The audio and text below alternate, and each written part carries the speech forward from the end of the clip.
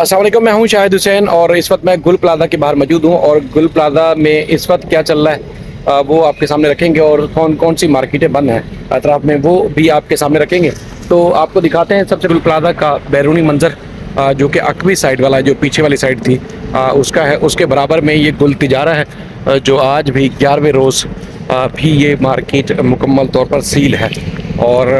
Market न सिर्फ ये सील है बल्कि जो अतराफ के जो इलाके हैं वो भी मुसलसल हम देख रहे हैं सील है, उनको बंद किया गया है। पुलिस, रेंजर्स और दीगर जो कानून नाफिज करने वाले इदारे हैं वो इस वक्त यहाँ पर मौजूद है, लेकिन इस इमारत को मुकम्मल सील किया गया है और इसके आसपास के जो मराकज़ हैं वो भी बंद हैं। और ये गुल प्लाजा का जो पीछे वाला हिस्सा देख रहे हैं इसको मुकम्मल तौर पर सील किया गया है और इंतज़ामिया का कहना है कि ये अब दीगर जो इदारे थे उनसे इसकी तहवील वापस लेकर अब गुल प्लाजा की जो कस्टडी है, यानी कि गुल प्लाजा जो है वो सिंध बिल्डिंग कंट्रोल अथॉरिटी के जो है वो मातहत आ गया है, अब उसकी तहवील में आ गया और गुल प्लाजा की जो कस्टडी है या उसकी तहवील है अब मज़ीद फ्यूचर में क्या कुछ किया जाएगा वो फ़ैसला करेंगे सिंध बिल्डिंग कंट्रोल अथॉरिटी। तो लिहाजा इसको जो पीछे वाला हिस्सा था कुछ मलबा उठा लिया गया था, जनरेटर अभी भी बाहर पड़े हुए हैं गुल प्लाजा के और कुछ सामान भी पड़ा हुआ है जो गुल प्लाजा के उस छत पे था। छत जिस तरह मसमार हुई थी, ऊपर से मनहदम हुई थी, वो अभी भी लटकी हुई है और इस तरह अंदरूनी मनाज़िर हैं और चारों तरफ से इसको मुकम्मल तौर पर सील किया गया है। तो गुल प्लाजा की अगर इब्तदाई तौर पर हम बात करें तो गुल प्लाजा की इब्तदाई तौर पर जो हुकूमत के पास आदाद शुमार है उसके हिसाब से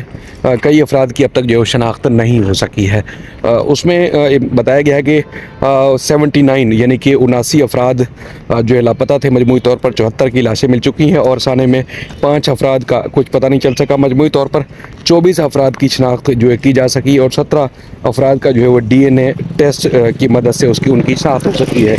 इसके अलावा जाँ बहक अफराद के जो अहल खाना है 50 वो तकरीबन 50 जो है वो अपनी फैमिली या उनके जो लापता हुए थे, शहीद हो चुके हैं, उनके इंतज़ार में हैं, मुंतज़िर हैं कि उनकी शनाख्त हो और उनका पता चल सके, यानी कि वो भी तदफीन करें और कफन दफन का जो सिलसिला है वो कर सकें। अच्छा, ये जो है वो इमारत को कल शाम में ही मुकम्मल तौर पर सील कर दिया गया था और अब ना सिर्फ इमारत के आसपास के रास्ते बल्कि इस तरफ के रास्ते भी सील है और मशीनरी अब किसी किस्म का कोई ऑपरेशन नहीं कर रही, यानी कि गुल प्लाजा के जो अतराफ़ में ऑपरेशन जारी था अब किसी किस्म का ऑपरेशन नहीं है। अब पुलिस, कानून नाफिज करने वाले इदारे या सिक्योरिटी इदारे उस वक्त मौजूद ज़रूर हैं, लेकिन ऑपरेशन गुल प्लाजा में कहीं भी नहीं हो रहा। और यहाँ से मैं आपको दिखाता हूँ, ये जगह भी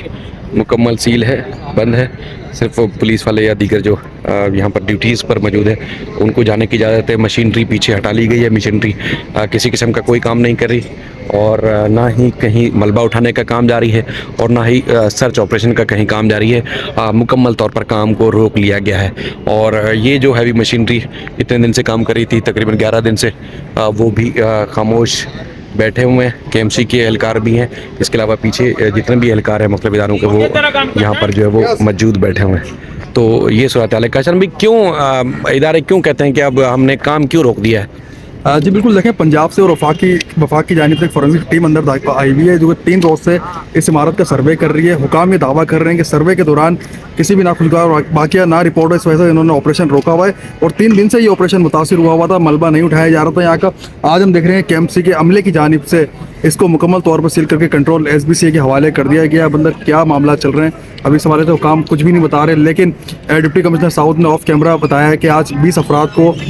1 करोड़ रुपये का चेक जो है वो तकसीम किया जा रहा है और DC साउथ भी यहाँ से रवाना हो गए। अब आगे देखा जाएगा कि जो लवाहिकीन है उनके साथ होता क्या, हुकूमत क्या कर रही है, लेकिन यहाँ जो ताजिर परेशान है, जिनका सामान यहाँ पर मौजूद है, आप भी देख रहे हैं, हम भी यहाँ पर देख रहे हैं, कुछ पेशरफ होते दिखाई नहीं दे रही है। तो मतलब जो 20 करोड़ रुपए दिए जा रहे हैं 20 मुतासरीन को, वो जो जल कर यहाँ जाँ बहक हुए उनकी फैमिलीज़ को दिए जा रहे हैं। बाकी जो वफाकी हुकूमत की तरफ से जो टीम आई हुई है वो अपने तौर पर तहकीकात कर रही है कि आग लगी थी, लगाई गई थी, ये वाक़या हुआ कैसे, उसकी सर्च कैसे हुई, ये सारी उसकी जाँच जांच कर रही है अभी, इस वजह से ऑपरेशन जो दूसरा था मलबा उठाने का वो रोक दिया गया है। हाँ, उस मामले को यहाँ पर रोका गया है। पंजाब से भी टीम आई हुई है जो कि लाहौर लेबॉर्ट्री के फोरेंसिक्स पे मुश्तमिल टीम है, माहिरीन यहाँ पर मौजूद है, वो भी अपनी जो है तहकीकात कर रहे हैं और वफाकी नुमाइंदे जो है वो भी यहाँ पर मौजूद है। वो भी अभी हम अंदर देख रहे हैं कि फायर सेफ्टी ड्रेस पहन के वो अंदर दाखिल हुए हैं। 3 दिन से इमारत का सर्वे कर रहे हैं, मुख्तलिफ हिस्सों से उन्होंने सैंपल्स लिए हैं जो कि यहाँ पे पंजाब में लेके जाएंगे, उसका सर्वे करेंगे, एनालिसिस करेंगे क्या है कि वाकया पेश क्या आया था, कौन सा केमिकल इस्तेमाल हुआ था, या आग लगाई गई थी या आग खुद ही लगी थी।